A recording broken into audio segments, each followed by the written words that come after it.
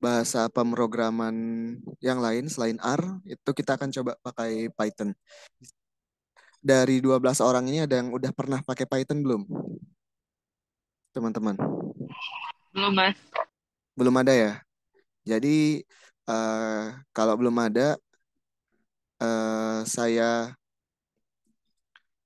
saya coba untuk kasih tutorialnya dulu, perkenalan dulu sama Python, mulai dari tutorial untuk installation-nya. Jadi selain R, salah satu bahasa pemrograman yang paling sering digunakan untuk analytical data, termasuk untuk menerapkan ilmu sains data, itu bisa menggunakan bahasa pemrograman Python. Ada banyak cara untuk akses Python, teman-teman.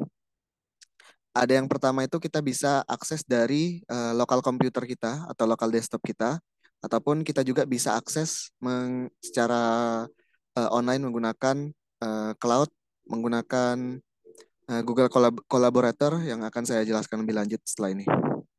Nah, untuk teman-teman yang belum pernah install Python di apa namanya di laptop atau PC-nya, itu teman-teman bisa install terlebih dahulu, install Python-nya, install bahasa pemrogramannya, itu di website python.org ini. Kemudian pilih sesuai dengan sistem operasi teman-teman.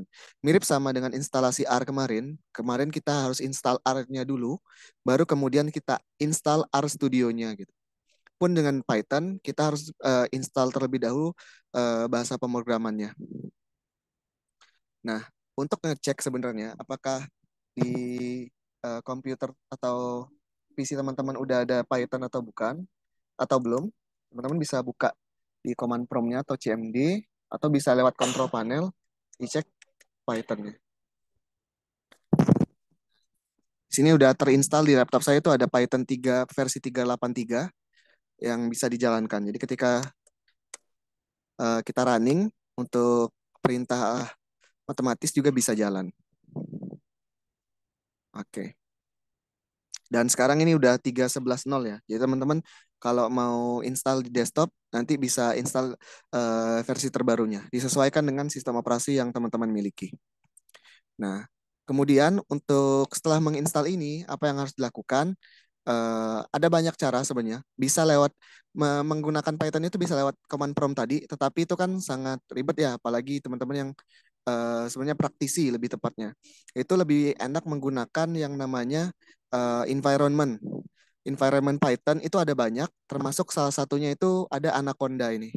Jadi teman-teman setelah download Python tadi, teman-teman juga bisa download Anaconda ini di website anaconda.com. Nah, ini nanti teman-teman bakal download kemudian diinstal untuk lebih mudah mengakses Python untuk mempelajari data science ataupun machine learning-nya. Di sini udah banyak package-nya sama dengan R di package yang tersedia. Dan kesamaan Python dengan R sebagai bahasa pemrograman adalah dia sama-sama open source. Jadi teman-teman gratis untuk menggunakan ini. Setelah di-download, teman-teman bisa install Anaconda. Nah, nanti setelah instalasi, ikuti aja langkah-langkahnya. Nah, teman-teman nanti bisa buka untuk aksesnya itu biasanya di Jupyter Notebook ini. Nanti bisa buka Jupyter Notebook. Setelah Jupyter Notebook diklik,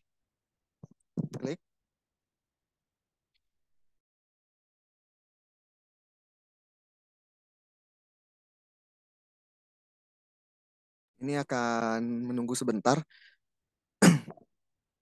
Suara saya jelas ya, tapi ya.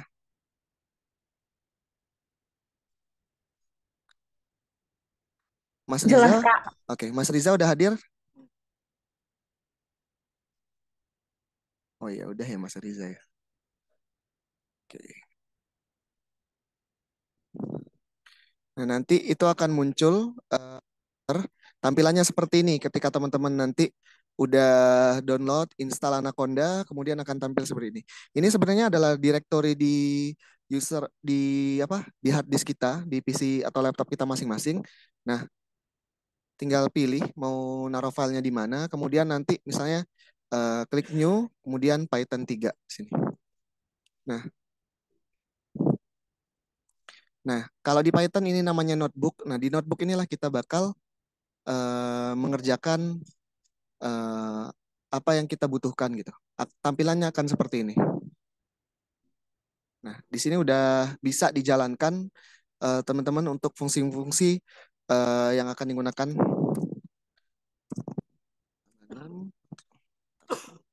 11 dan untuk hal yang lainnya. Nah, ini untuk akses Python di komputer lokal ya. Tutorial secara singkat dan sederhananya bisa tadi install dulu Python-nya, kemudian install environment di Anaconda, kemudian bisa aksesnya untuk di Jupyter Notebook. Eh, Kemudian ada kalau tidak mau menggunakan PC ataupun laptopnya masing-masing, sebenarnya kita bisa akses Python itu menggunakan Google Collaboratory misalnya yang lebih digunakan. Jadi dia pemrogramannya menggunakan akses dari Google. Untuk aksesnya bisa dilihat. Nah, teman-teman pasti punya Google Drive masing-masing kan? Nah, di Google Drive masing teman-teman itu kita bisa untuk buat satu file. Di sini belum ada, ini more. Ini ada namanya Google Collaboratory.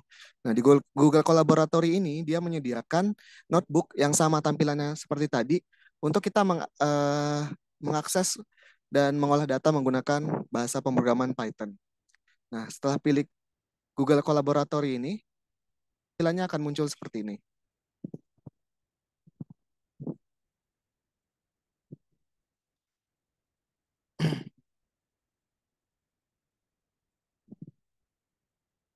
Nah, di sini adalah notebook seperti dengan menggunakan Anaconda tadi ya, Jupyter Notebook tadi. Nah, di sini kita udah bisa running untuk menggunakan bahasa Python-nya. Nah, karena kita menggunakan Google Drive, jadi kita menyimpan file ini di Google Drive dan kita bisa mengakses file-file atau data-data kita yang disimpan di Google Drive juga.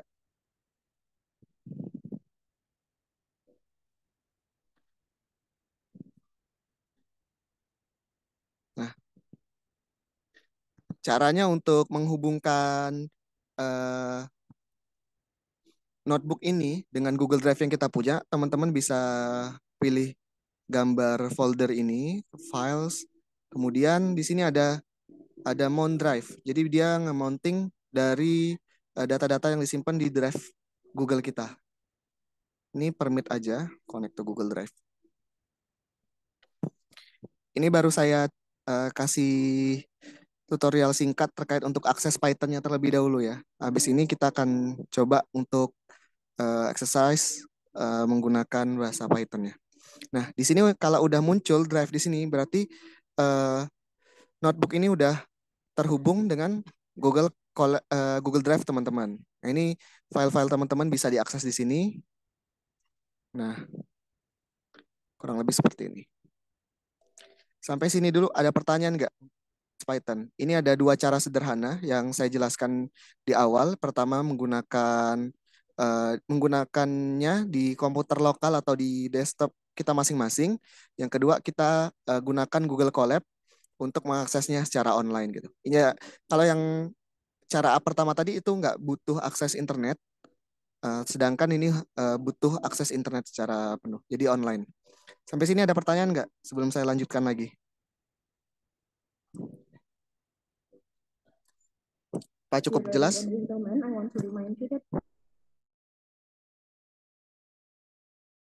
Mas, Ya. kalau di masing-masing itu ada keuntungan sama kelebihannya nggak sih, Mas? Keuntungannya kalau yang Google Colab ini ya nice question. Untuk yang Google Colab ini disediakan dari Google. Jadi apa namanya pemrosesannya itu kita menggunakan servisnya Google. Jadi misalnya di sini bisa dilihat RAM yang disediakan itu 12 GB dan jadi RAM untuk menjalankannya itu 12 GB untuk di notebook ini. Tetapi kalau untuk yang di lokal itu tergantung dengan spesifikasi dari laptop ataupun PC masing-masing. Sebenarnya itu aja sih perbedaannya. Kalau untuk cara cara aksesnya, skripnya itu sama-sama bisa dijalankan baik di lokal maupun di Google Colab ini. Tetapi kelebihan Google Colab yang lainnya karena dia terhubung secara online, dia juga bisa apa namanya menggunakan package-package yang package-nya nggak harus diinstal di komputer kita.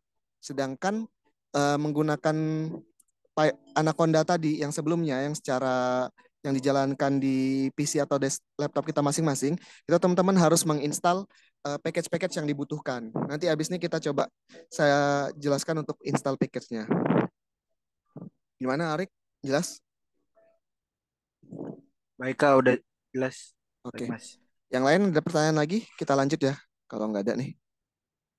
Oke. Nah, secara singkat, saya mau seperti yang pertemuan awal terkait R juga, saya coba pengen teman-teman itu harus tahu dulu tipe data yang pengen digunakan ya di dalam menjalankan analisis ataupun exercise gitu. Di Python itu mirip juga sama dengan R, dia punya beberapa tipe data. Misalnya ini tipe data string, tipe data untuk karakter ataupun kalimat-kalimat. Kemudian di sini ada tipe data tuple. Tuple itu kayak list ya, tetapi dia bisa menyimpan eh, apa namanya? Menyimpan variabel, menyimpan data dengan beda beda tipe. Jadi tuple ini nama tipe datanya, dia bisa menyimpan yang berbentuk string ataupun data-data yang berbentuk numerik atau integer. Itu tuple. Kemudian kalau di Python dia juga punya tipe data namanya dictionary. Dictionary seperti artinya dia punya tipe data kamus. Jadi kamus ini, key 1 ini berisi value data.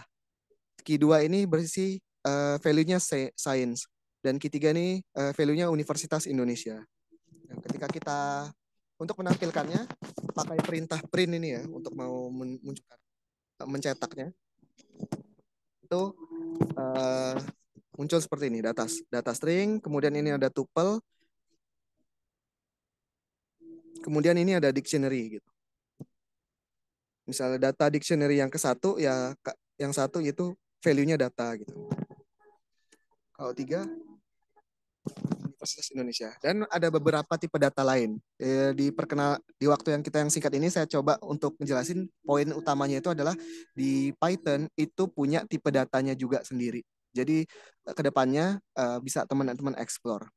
Kemudian yang selanjutnya hal awal yang perlu kita ketahui gimana cara kita untuk install package. Kalau kemarin kita di R kita bisa menggunakan function install titik di R kita bisa install titik package, kemudian buka kurung kasih nama package-nya.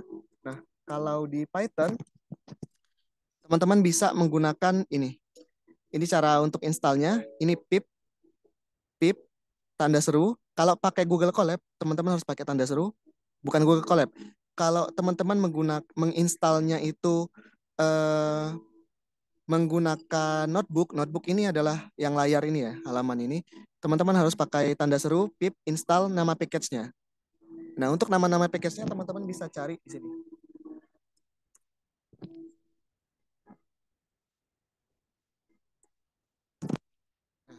Di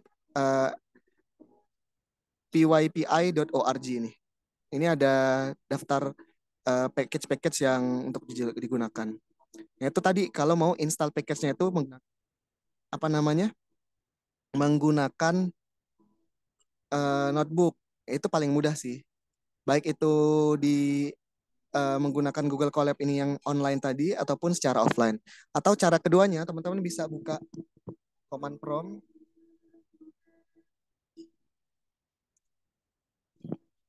Buka command prompt.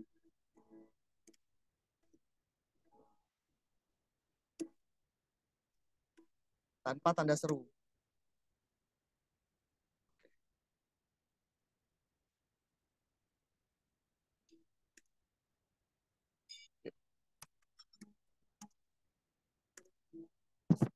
Gitu. Tapi biasanya kalau saya lebih seneng installnya di apa namanya di notebooknya aja gitu. Itu untuk install package-nya. Nah, cara untuk manggil package yang udah keinstall gimana? Ini cara untuk manggil package yang udah keinstall, kita tinggal panggil import nampi snp. Sebenarnya nama package-nya itu NumPy, tapi kita kasih nama aliasnya itu jadi NP. Pun ini import pandas as PD, itu nama aliasnya PD. Itu untuk cara install dan cara import package-nya. Ada package-nya, itu pasti nggak bisa dijalankan nanti. Harus diinstal dulu, baru diimpor gitu.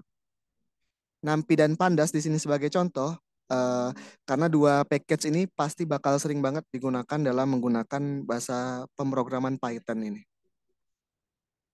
Sampai sini dulu, paham terkait tipe data, install package sama import package-nya? Pada pertanyaan? Mungkin sama dengan R nanti ya. R yang sebelumnya, pasti teman-teman bakal terbiasa kalau teman-teman bakal banyak latihan ataupun banyak coba gitu. Nah, saya kasih contoh gimana cara gunain salah satu package.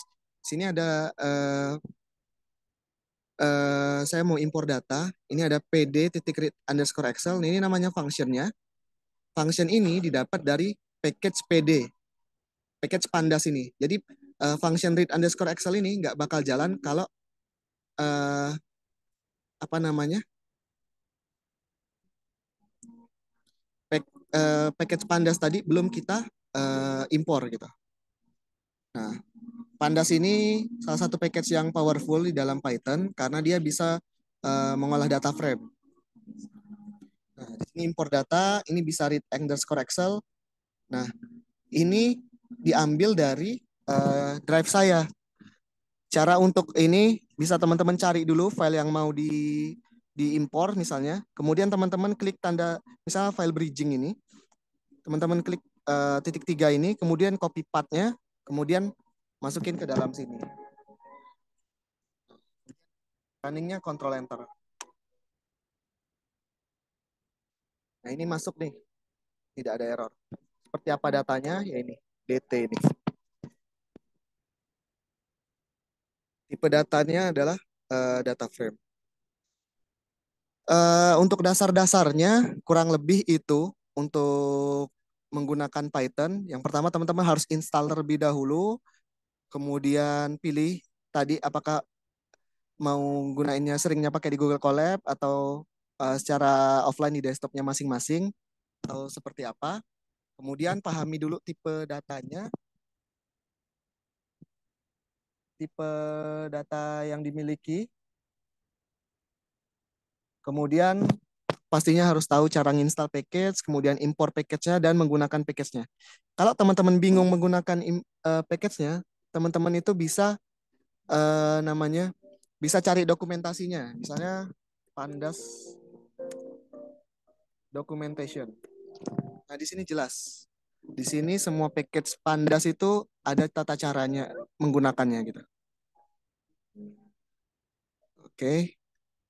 Nah, dan sama juga ketika kita ingin melakukan analisis data atau mengolah data menggunakan bahasa pemrograman, itu kan data yang kita miliki seringnya itu datanya belum tidy ya, belum rapi, belum siap ya. Salah satu hal yang penting ya untuk dilakukan adalah ya kita harus datanya terlebih dahulu, membuat rapi, lakukan pre-processing lah intinya terkait data tersebut. Itu poinnya. Karena kelihatannya kalau lihat dari UTS-nya teman-teman kemarin, banyak teman-teman yang masih bingung untuk merapikan datanya. Karena nggak setiap data yang kita miliki ataupun data yang kita mau olah itu udah siap untuk diolah seperti itu.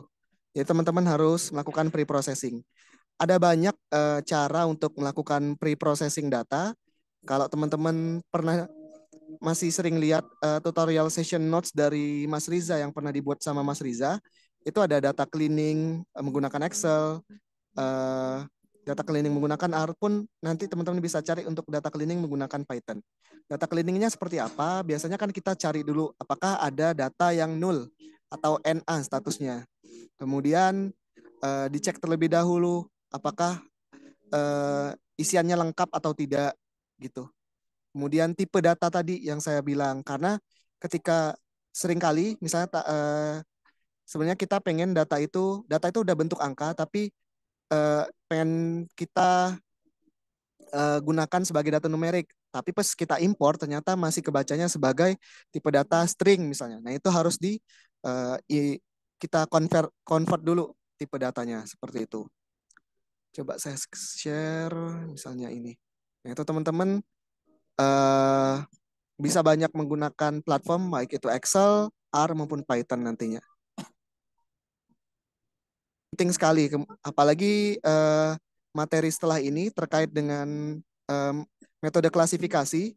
Metode klasifikasi itu lebih ke tahapan prosesnya. Tetapi sebelum data-data itu bisa dilakukan klasifikasi, kita harus menentukan variabel-variabelnya dulu, mengekstrak feature-nya terlebih dahulu, kemudian baru kita bisa olah. Intinya kita harus membuat data itu siap untuk diolah terlebih dahulu, yang menggunakan pre-processing data tadi. Oke, sampai sini ada pertanyaan nggak? Karena waktunya cuma 1 jam ya, ini udah mau setengah jam untuk perkenalan aja. Takutnya 3 materi terkait klasifikasi itu nggak cukup ditambahkan. Apa ada pertanyaan teman-teman?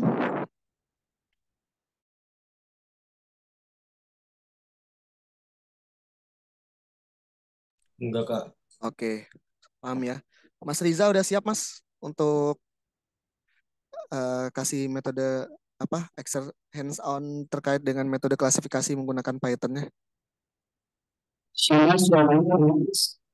Iya, suaranya agak kurang jelas Mas Riza ini.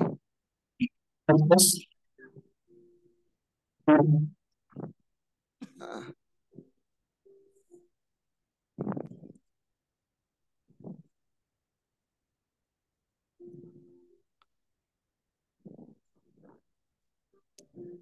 halo, coba Mas. Cek sekarang jelas nggak Mas? Nah, udah jelas Pak. Oke. Teman-teman kalau udah nggak ada pertanyaan daripada semakin lama, ya saya kasih ke Mas Riza untuk menjelaskan lebih detail hands-on terkait dengan classification method, naive Bayes, random forest, dan SVM, support vector machine. Silakan Mas Riza. Oke Mas, makasih untuk materi yang sudah disampaikannya teman-teman ya. Jadi sekarang kita full bahas lewat Python. Seperti tadi yang Mas Yuni sampaikan bahwa memang kita bisa ada dua program yang biasanya dipakai buat data science. Dan dua program ini juga sebenarnya bisa teman-teman aplikasikan nanti misalnya buat ngolah data, buat skripsian dan lain sebagainya itu pakai Python juga bisa. Dan makanya nanti pas nanti di akhir itu teman-teman proyeknya juga bisa pakai Python selain pakai R. Nah, jadi diharapkan teman-teman paling tidak bisa sedikit menguasai kedua bahasa pemrograman tersebut. Nah, kalau buat lebih detailnya lagi ya teman-teman seperti yang sudah saya bilang sebelumnya ya, kalian bisa belajar lewat Coursera, DataCamp, terus dan masih banyak lagi lewat YouTube dan sebagainya. Kalau sekarang mungkin di sini karena waktunya juga dikit, di sini aku cuman yang ngejelasin garis besarnya aja terkait dengan beberapa klasifikasi yang bisa digunakan, walaupun memang ada banyak banget metode-metodenya, dan diantaranya ya 3 tadi, naive Bayes. Sekarang kita bahasnya itu naive Bayes, random forest, dan juga support vector machine. Nah, buat teman-teman sekali lagi, buat materinya bisa kalian akses di Bitly ya, di Bitly tutorial session itu ada tipe sedikit ya, Bitly tutorial session DS. Nah, jadi yang dari awal sampai akhir di situ aku cantumin link-linknya. Nah, nanti karena kemarin di UTS ada beberapa yang masih bingung ya terkait data cleaning, jadi aku cantumin lagi di sini data cleaning gimana, dealing with values gimana, dan lain sebagainya. Nah, jangan lupa juga nanti harus tetap pakai ini ya, data science process di tiap tugas yang teman-teman punya. Jadi dari awal overview problem sampai akhir base model interpretation-nya, tes akurasinya berapa, di tugas-tugas selanjutnya juga seperti itu. Nah, kita langsung aja ke yang pertama. Di sini ada naive Bayes ya.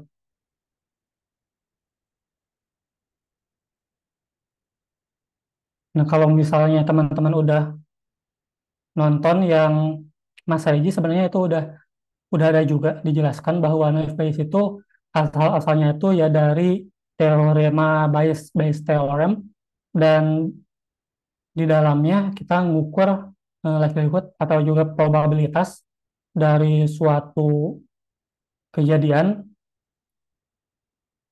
Aku rasa teman-teman juga udah tahu ya persamaannya gimana tentang naive Bayes. Nah, dan tipe dari naive Bayes classifier itu ada beberapa. Nah, di sini ada multinomial, Bernoulli, dan Gaussian. Ini juga udah dijelaskan sama Mas Regi ya. Dan Gaussian itu sebenarnya nama lainnya itu normal distribution. Jadi kalau nanti misalnya teman-teman pakai naive Bayes di di pemrograman ya, nanti biasanya dipilih tuh mana yang paling baik, apakah pakai multinomial, Bernoulli, atau Gaussian. Nah, terus kegunaannya apa aja sih naive Bayes itu? Itu bisa digunain buat sentimen analisis. Itu jadi sentimen analisis itu yang positif, negatif, atau netral terhadap suatu fenomena. Terus ada spam filtering, ada recommendation system, etc. Ini juga udah aku tulis di sini, bisa buat spam, classify news article, terus juga check a piece of text expressing positive emotion or negative emotion. Face recognition software juga bisa pakai naive Bayes asalkan ya udah ada labelnya. Jadi kalau misalnya nanti yang belum ada label, kita nanti bakal belajar di 2 minggu lagi, itu unsupervised learning. Nah, terus kalau udah dipakai label, itu bisa pakai naive Bayes juga.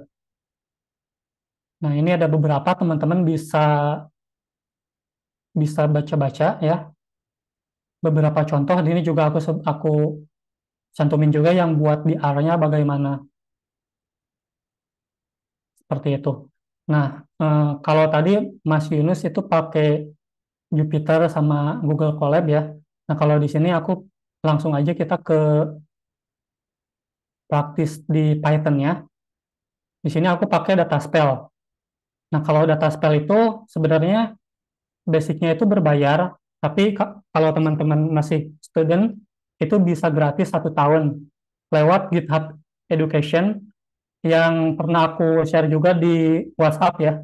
Nah, itu teman-teman daftar di situ, terus teman-teman bisa eh, apply buat JetBrains, produk-produk JetBrains.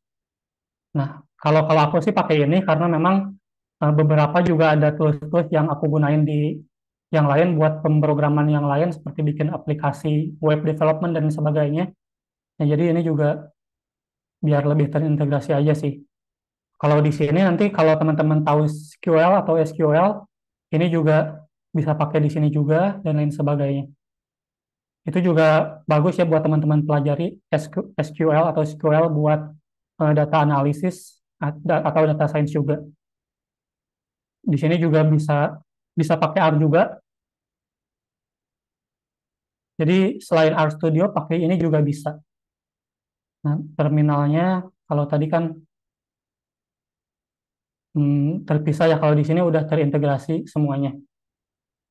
Jadi lebih enak aja sih kalau aku pakai ini data spell. Cuman eh, gratisnya cuma 1 tahun.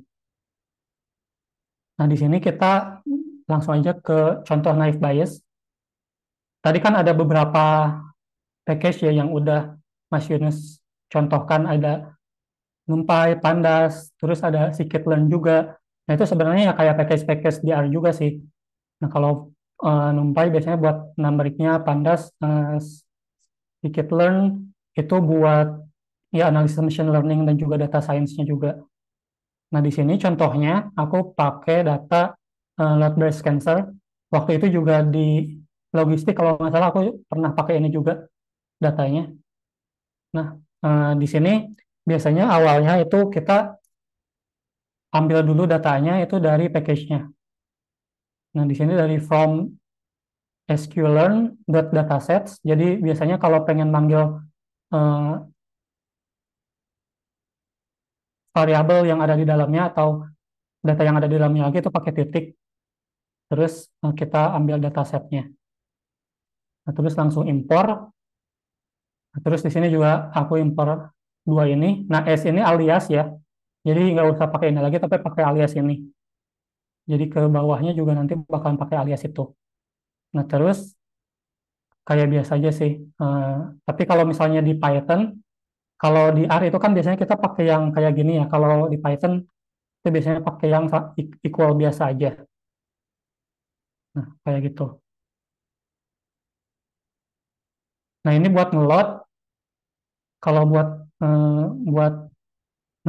buat apa ya, buat nge-assign ke suatu variabel, itu datanya itu pakai eh, brackets kayak gini, tanda kurung kayak gini, dan terus kita jadiin suatu variabel. Nah, di sini kita print datanya. Jadi kayak di R juga itu ada fungsi print ya, ini juga ada fungsi print. Nah, ini sebenarnya tampilannya sama ya kayak yang tadi ya, kayak yang di Google Colab atau di Jupyter, itu sama kalau buat tampilannya. Nah, terus oh ya, kalau kalau pakai ini nanti juga ada eh, itunya ya, ada guidelines-nya. Jadi teman-teman nggak bingung juga sih kalau pakai ini juga. Terus di sini di print datanya. Ini aku cuma pengen lihat description dari datanya itu apa. Nah, jadi di sini adalah kanker yang ada di Wisconsin, dataset yang mana number datanya itu ada 569 dan atributnya itu 30 numerik, predictive attributes and the class attribute informationnya ini ya, variabel-variabelnya ada beberapa, ada kayak gini. Terus kelasnya itu ini adalah berarti yang eh, variabel yang pengen nanti dicari variabel y-nya biasa kayak gitu. Ini ada malignant dan benign, kanker yang yang ganas dan juga yang jinak tumornya. Nah, di sini juga ada summary statistiknya. Missing attribute-nya, missing value-nya itu tidak ada, jadi gampang. Tapi kalau biasanya di data yang ditugas-tugas kayak gitu, suka ada missing value-nya. Itu juga harus diberesin dulu sebelum masuk ke pemrosesannya. Nah, jadi ya tadi pemrosesannya juga bisa pakai Excel langsung, bisa di Python juga. Nah, kalau misalnya pakai Excel, itu kan diproses dulu, jadi makanya pas di UTS kemarin ada final dataset.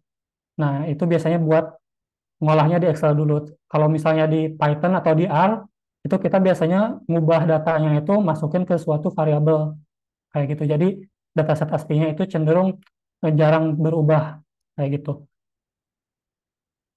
Nah, jadi di sini ada class distribution-nya, ada 212 yang malignant, 357 yang benign. Seperti itu. Ini data-datanya juga.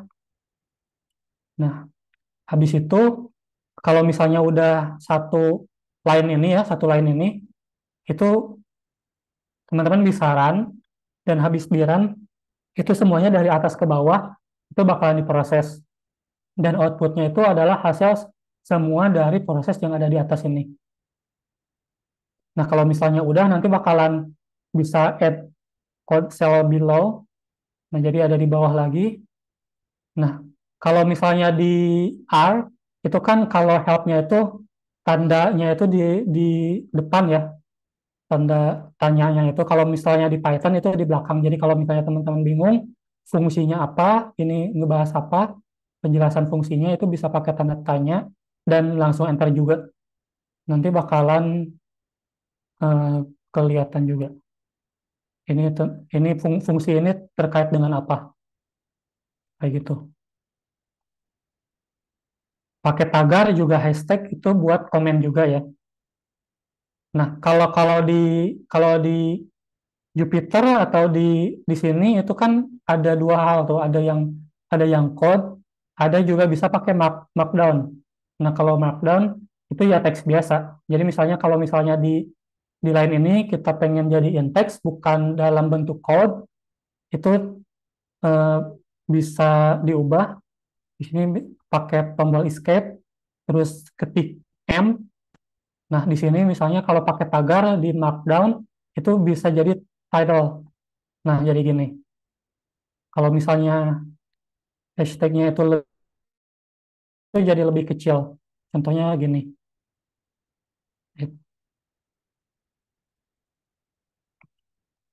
Nah, jadi lebih kecil.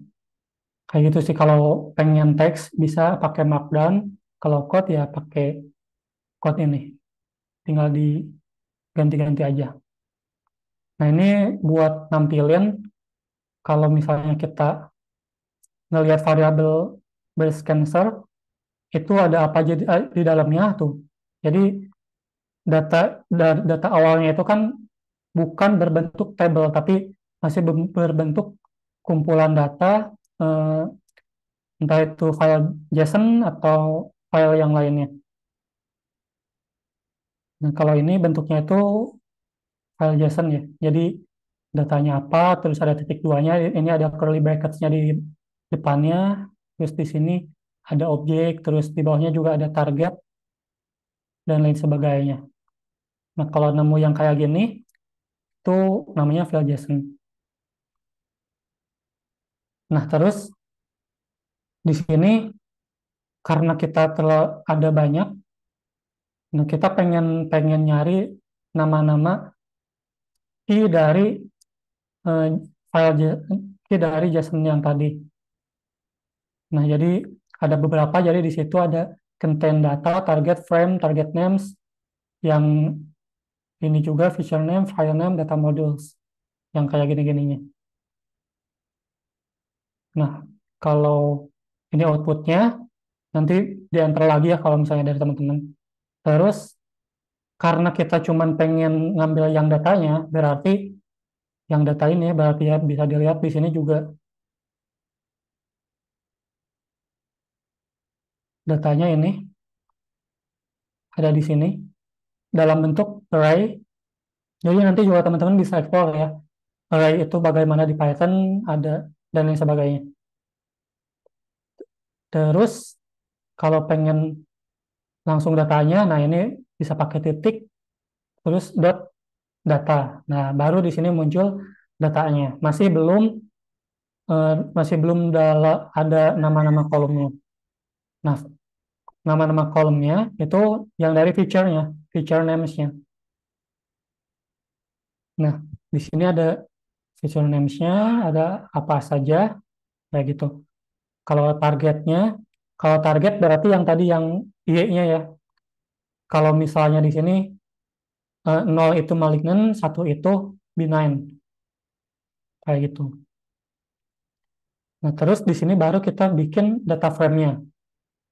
Nah, ini juga ya nanti bisa dikopas diganti-ganti aja terkait dengan variabel-variabelnya sih, atau nama-nama feature atau targetnya, dan datanya juga. Nah, ini data frame biasanya pakai DF ya namanya. Terus kita pakai package yang tadi, PD itu kita alias dari Pandas. Kita pakai library atau package dari Pandas. Terus kita pakai fungsi data frame. Yang mana di sini ada dua argumen. Argumen pertama itu tentang datanya ngambil dari mana. Terus argumen kedua ini buat ngisi kolom nama-nama kolomnya. Nah, kalau misalnya udah di enter, ini nggak bakalan ada output apapun. Kalau pengen ada output, ya kayak di R juga ada misalnya pakai head. Nah, di sini baru tadi diganti nama-namanya. Sampai akhirnya tuh yang ditarget. Ini tail berarti yang ada di bawah. Ini 568 karena awalnya itu dari 0 ya. Datanya kan ada 569. Terus shape-nya ini ya rangkuman ada berapa data dan berapa itunya variabelnya. Terus di sini juga semacam ini kalau di script semacam summary juga sih. Di sini ada mean, standard deviation, minimumnya, kuartilnya, sama maksimumnya gitu.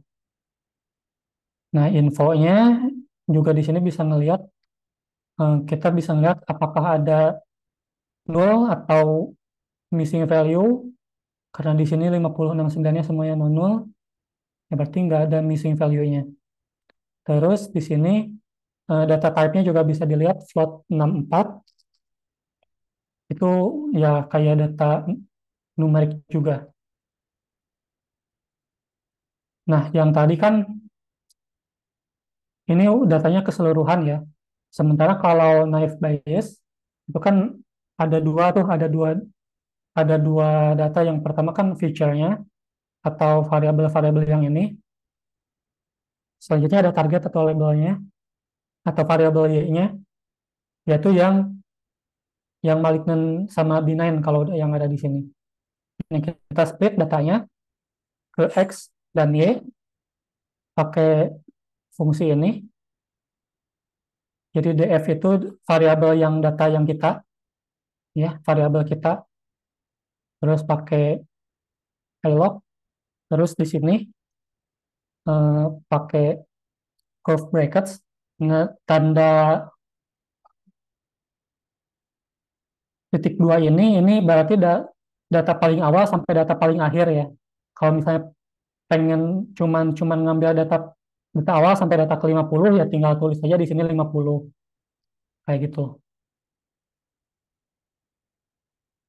Nah, ini X-nya berarti data awal sama data akhir dengan nilai 0. Kalau Y-nya berarti selain itu. Jadi di sini sisanya. Yang bisa dilihat yang kayak tadi lagi, pakai shape, ada outputnya seperti ini. Nah, terus kalau di machine learning, itu yang di logistik kemarin juga kan udah aku singgung ya, terkait dengan ada data training, ada data testing juga. Nah, maksudnya data training itu apa? Data training itu ya data yang bakalan kita proses untuk kita dalam membuat modelnya. Sementara data testing itu data yang bakalan kita buat ngetesnya, buat nanti misalnya buat memprediksinya. Nah, biasanya suatu data itu dibagi menjadi dua. Jadi kita ngambil data yang tadi, kita bagi tuh datanya training dan testing. Nah, kenapa? Karena kita kan belum ada data baru nih. Jadi kita bisa mengasumsikan bahwa data training dan data testing itu adalah suatu data yang berbeda. Asumsinya seperti itu. Jadi dibagi dua. Nah, semakin banyak data trainingnya itu semakin bagus ya buat modelnya. Karena kan itu juga yang dibikin buat ya prosesan ya buat machine learning-nya. Nah, jadi ya teman-teman sebenarnya bisa split misalnya 60-40 atau 70-30, 80-20, tapi saran dari aku kalau misalnya datanya dikit, ya berarti splitnya itu lebih lebih banyak. Misalnya 80-20, 20 masuk ke eh, proses dari machine learning-nya, 80 ya, dan 20-nya itu buat testingnya buat nanti. Buat melihat apakah kita akurasinya bagaimana. Dan juga untuk contoh kalau misalnya nanti ada data baru yang masuk, itu hasilnya bagaimana. Nah, di sini kita pakai scikit-learn yang tadi ya, scikit-learn. Terus model selection, import client test bed. Jadi ini udah fungsi dari sananya.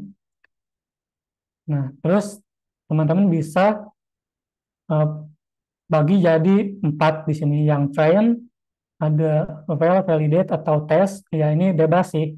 Nama variabelnya bebas. Cuma di sini ada xtrain, xval, ytrain, yval. Terus sama dengan client test bed. Di sini yang awal, yang tadi X-nya, terus Y-nya, terus ini test size-nya, berarti yang tadi testing, masuknya 0,2, berarti 80% training, dan 20% testing. Random state itu apa? Jadi ini karena nanti kalau teman-teman untuk machine learning itu kan bakalan datanya itu bisa jadi tiap pengulangan dari trainingnya itu beda-beda. Nah, kalau kalau ada random state, kalau misalnya di R itu ada set sheet ya, set sheets. Di logistik juga waktu kemarin udah dijelaskan. Jadi ini supaya pengulangan dari trainingnya itu dari proses machine learning kita itu tetap sama list dari datanya. Nah, terus kita lihat, nah di sini udah dibagi, ada buat trainingnya 455, terus buat testingnya itu 114.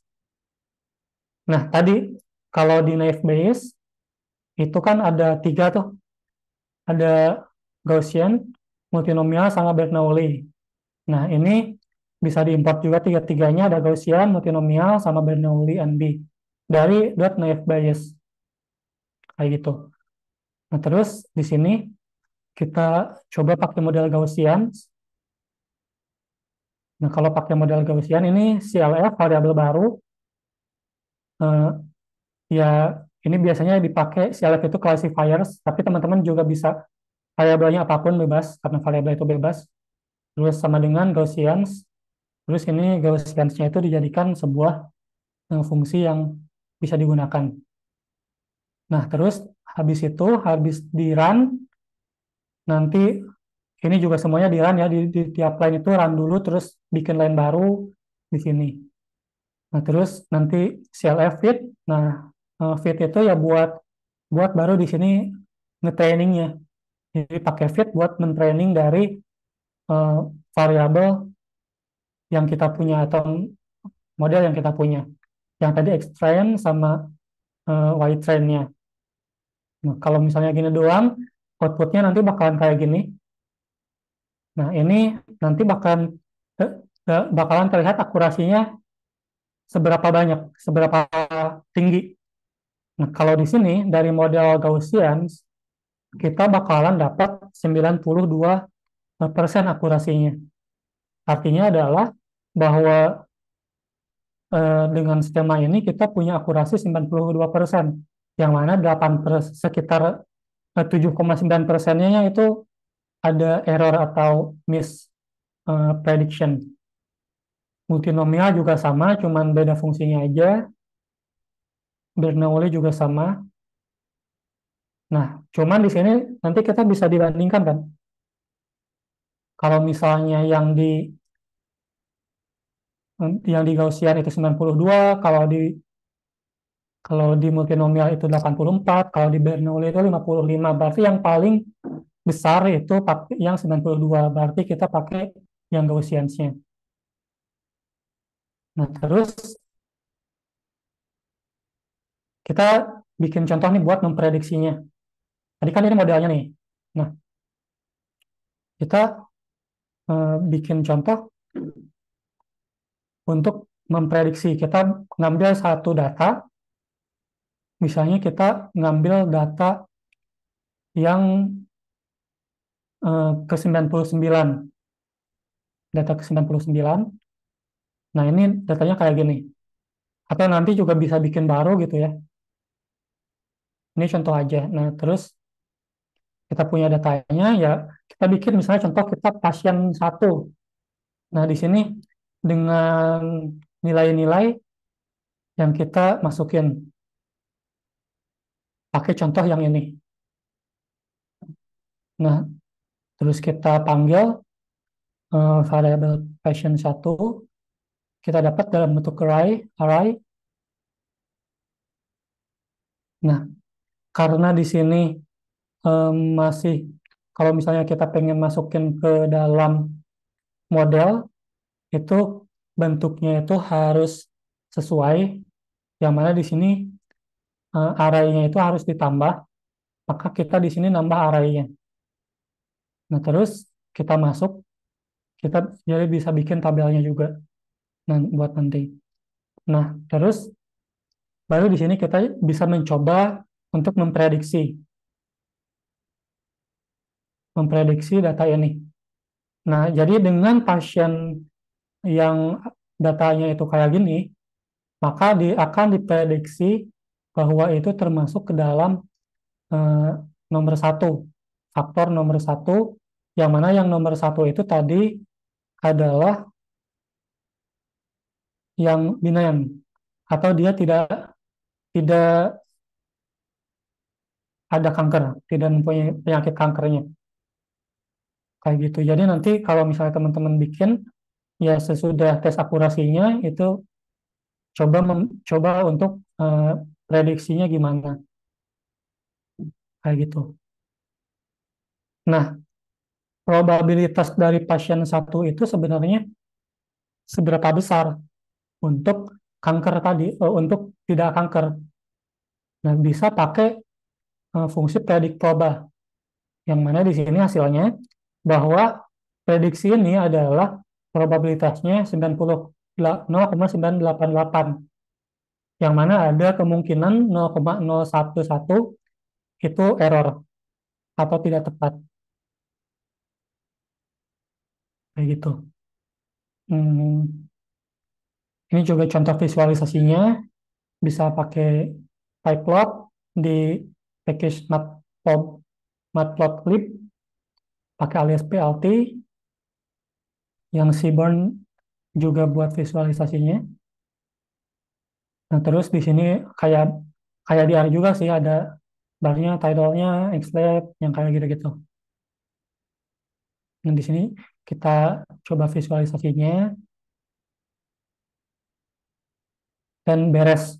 Nah, jadi ini contoh buat teman-teman nanti bikin buat Naive Bayes.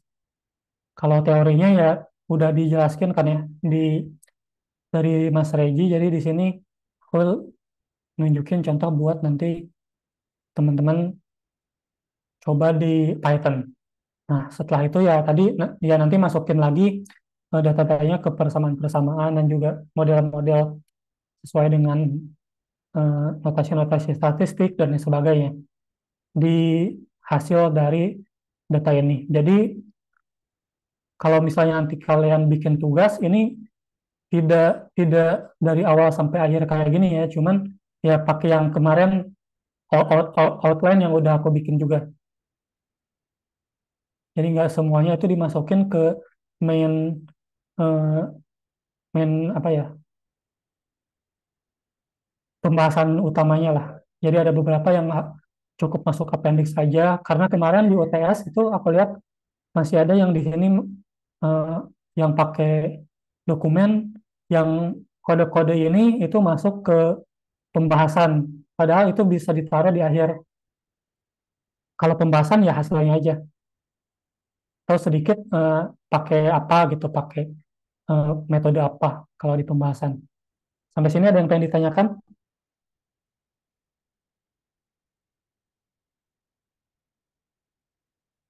Ada? Kalau tidak kita masuk ke yang metode yang kedua, klasifikasi kedua.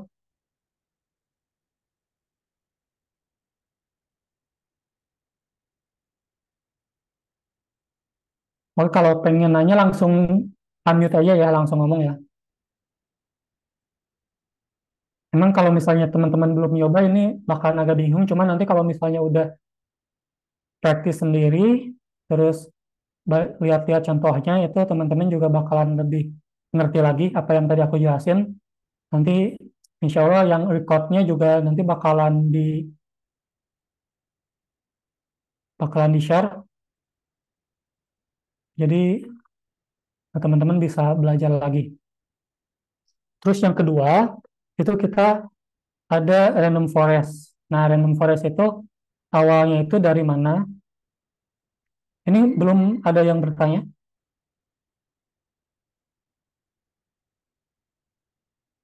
Oke, kalau gitu lanjut aja ke waktunya juga, Pak. Udah bentar lagi ya. Eh, Decision tree and random forest. Yang mana sebenarnya random forest itu kan awalnya itu dari decision tree. Nah, decision tree ini contohnya kayak gini lah. Ini aku ambil dari jokes meme yang ada di internet ya. Ini buat operating system yang kita gunain. Nah, kalau misalnya di sini kan awalnya itu yang root itu ini root nodes, ini leaf nodes, dan ini yang nodes yang internal nodes-nya. root nodes-nya kita ini contohnya itu adalah argument immediate. Nah, kalau misalnya yes, itu katanya pakai make. Kalau no, terus ada node lagi yang baru. Ini kayak if else question ya. If else, do you have a life? Kalau yes pakai Windows, kalau no pakai Linux. Kayak gitu. Ini contoh decision tree. Nah, kalau misalnya pakai decision tree doang, itu kayaknya udah dijelasin juga bahwa decision tree ini kurang bagus dibanding dengan kita pakai random forest. Karena apa?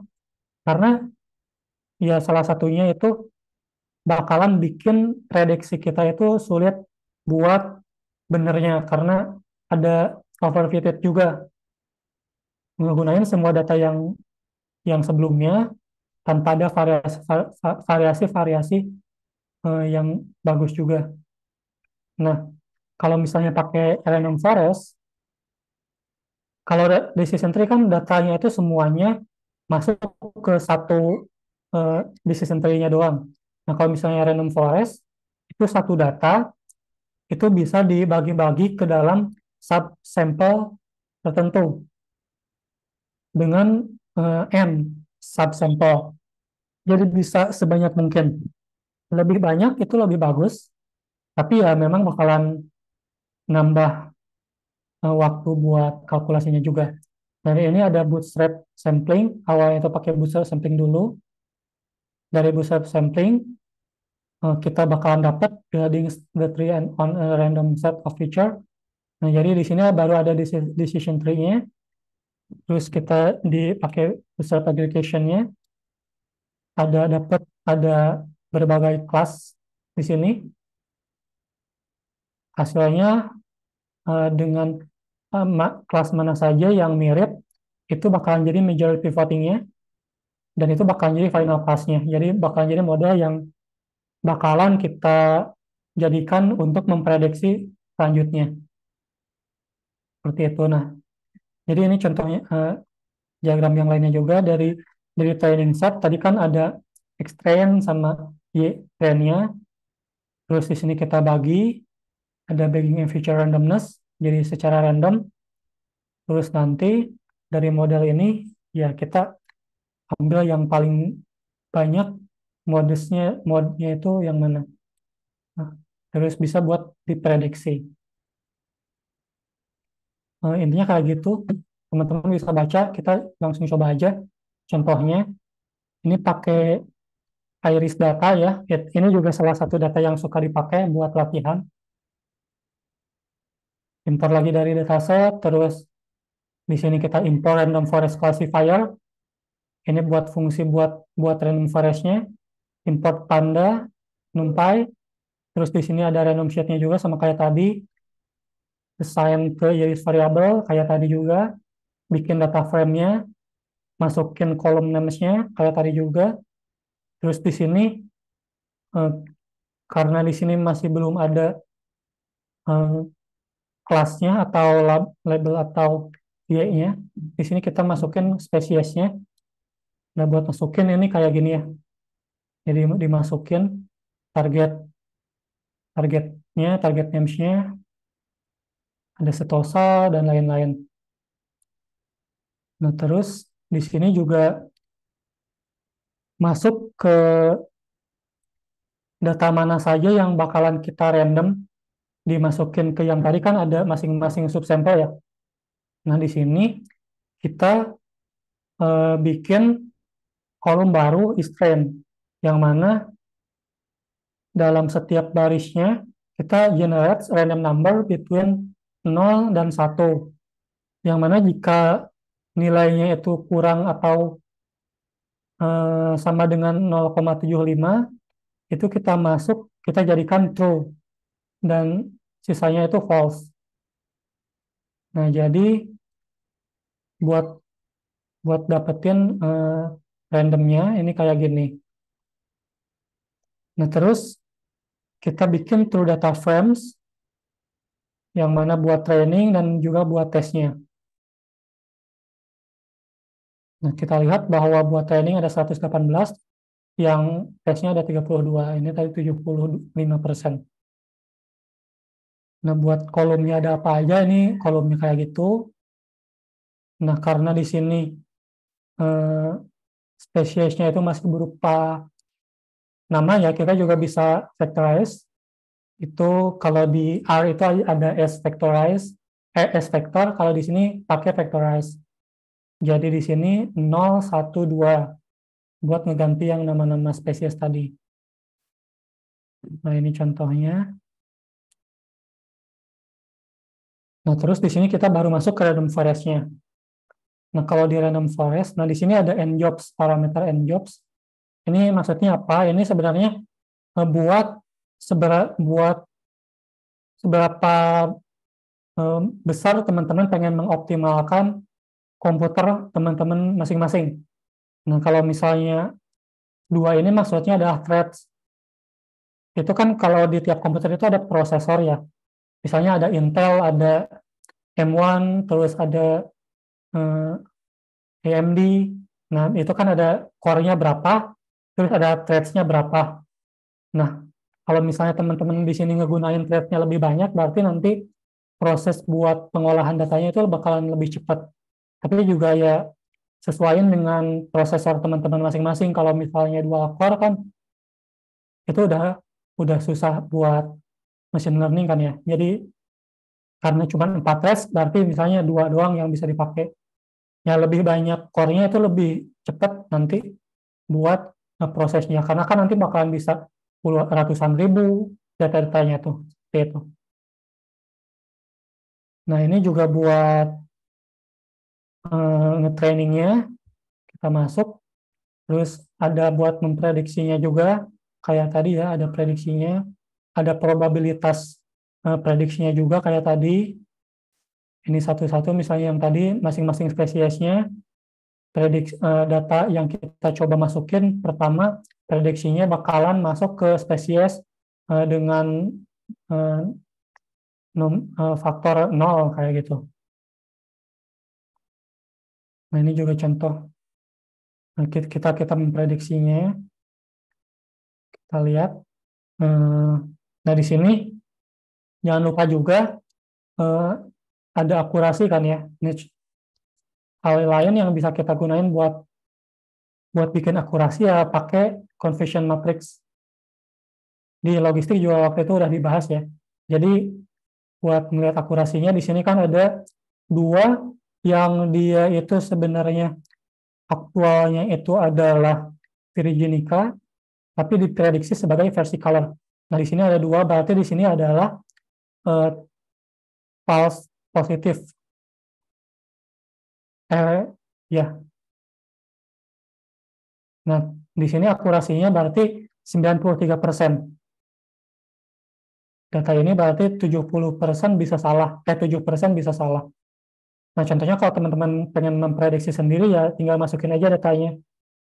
Misalnya kayak gini. Nah, nanti bakalan dapat hasilnya. Dan hasil ini ya probabilitasnya bisa pakai yang tadi dan juga akurasinya juga bisa pakai yang ini. Kayak gitu. Nah, itu contoh buat data dari random forest.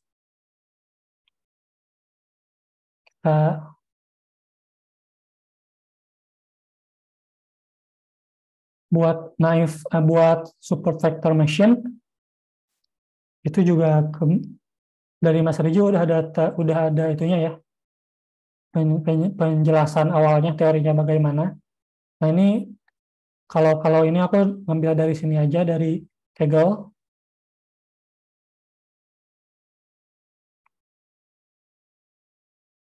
Nah, ini kalau teman-teman pengen nyari contoh buat pengolahan data, terus bagaimana ya contoh-contoh dari proses pengolahan data, klasifikasi dan regresi dan lain-lain juga di Kaggle banyak. Jadi bisa dicari misalnya di sini tentang apa gitu. Bakalan dapat penjelasannya. Ini contohnya adalah support vector machine classifier tutorial. Nah, ini cukup komplit dari awal sampai akhir udah dijelasin dengan cukup lengkap. Kalau kernel kayaknya udah dibahas ya sama Mas Rejinya. Mungkin karena waktunya udah habis juga, teman-teman bisa dibaca aja ya di sini. Penjelasannya juga cukup jelas. Kalau ada yang kurang ngerti nanti bisa tanya aku. Nah, cuman mungkin di sini ada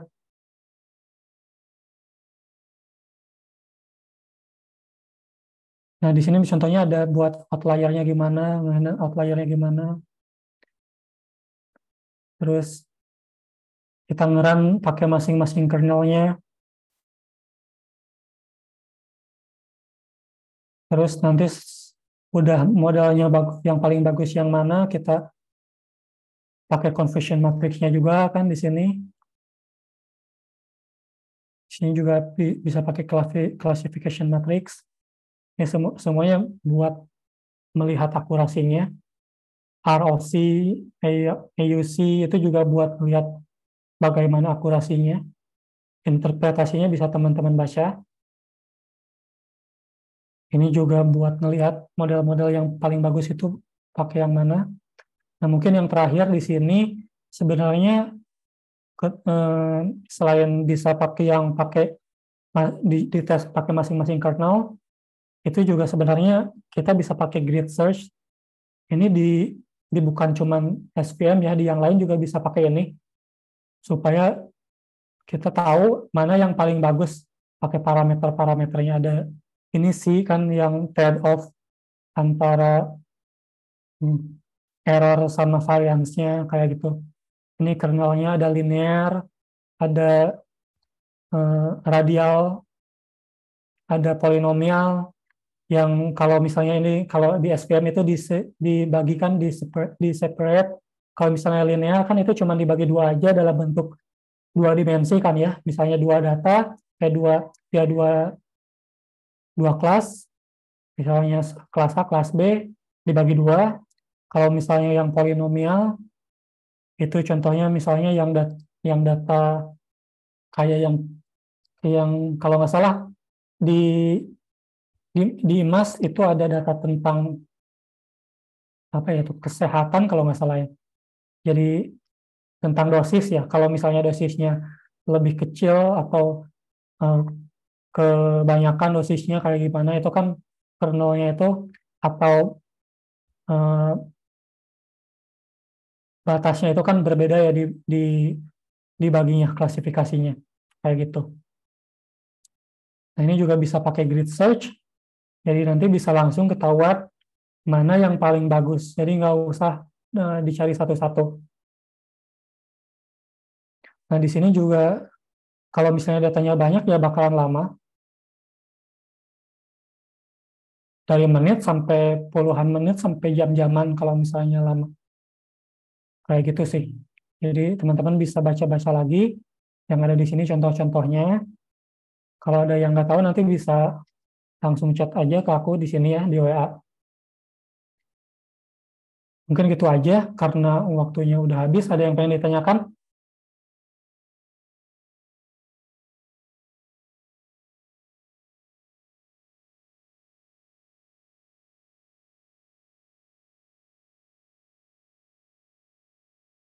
Oh ya, ini mungkin satu lagi ya.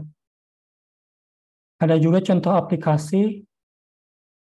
Ya di link itu juga aku cantumin ada beberapa contoh aplikasinya. Cuman ini aku dapat ada yang bagus yang di sini. Buat ini contoh buat random forest ya. Nah, nanti kan teman-teman ada project juga tuh. Mungkin bisa pakai eh, contoh-contoh aplikasi yang ada di sini juga, misalnya buat banking industry, di sini buat ngedeteksi credit fraud, terus ada customer segmentation, predicting loan defaults, terus ada healthcare buat stock juga tuh, sentiment analysis, prediction buat e-commerce. Nah, di sini juga ada beberapa. Nah, di sini bisa teman-teman lihat juga di GitHub repo-nya. Ini udah kayak tadi ya, udah file kayak tadi, kayak ini. Jadi teman-teman bisa lihat di sini, bisa dikopas-kopas, ganti variabelnya. Jadi itu proyek teman-teman. Cuman ditambah-tambah teori-teori dan sebagainya. Oke, itu aja dari aku. Sekali lagi ada yang pengen ditanyakan?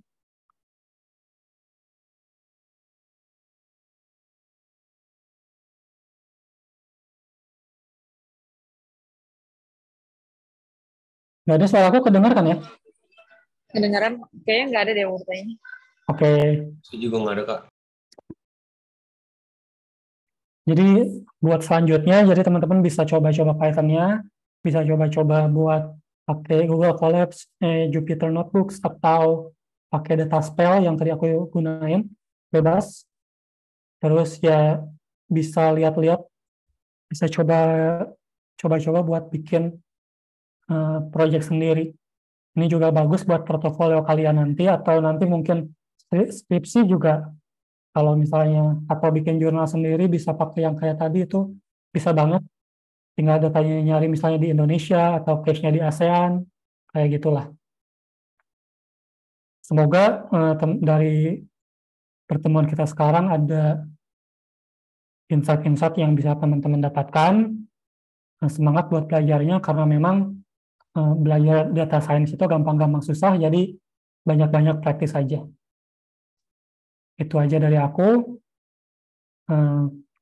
Kita ketemu lagi di minggu depan. Semoga. Terima kasih. Assalamualaikum warahmatullahi wabarakatuh. Makasih, Thank Kak. you. Makasih, Kak. Makasih, Kak. Oke.